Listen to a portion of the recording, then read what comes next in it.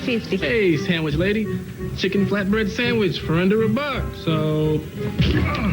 It's under $1 and not everyone's happy about it. The new chicken flatbread sandwich. Warm flatbread, melty cheese, and flame grilled chicken. Only at Taco Bell.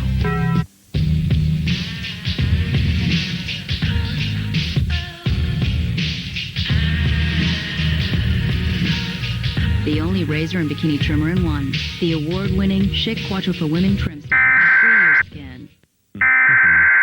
What? Octopus? Nothing beats a shark. Not even another shark. Fake. Fake. Holy mackerel. Enhance. That's the ultimate sleeper hold.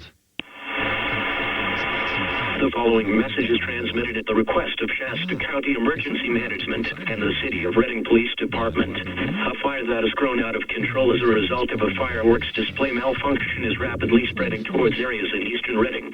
Strong winds and extremely dry conditions are the cause of the fire's rapid spread, prompting a mandatory evacuation order. The evacuation zone includes the following. The eastern boundary is Airport Road south of California, Highway 44. The northern boundary is Hartnell Avenue south of California, Highway 44. The western boundary is Alta Mesa Drive.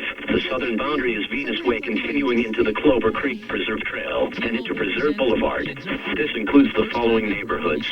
Clover Creek Village, Forest Homes, Forest Hills Estates, Wilmwood Estates, Argyle Estates, Sunset Oaks, Clover Acres, East Park Subdivision, Starview, and Parkside Manor. Residents within the evacuation zone must leave immediately using available routes traveling west or northwest.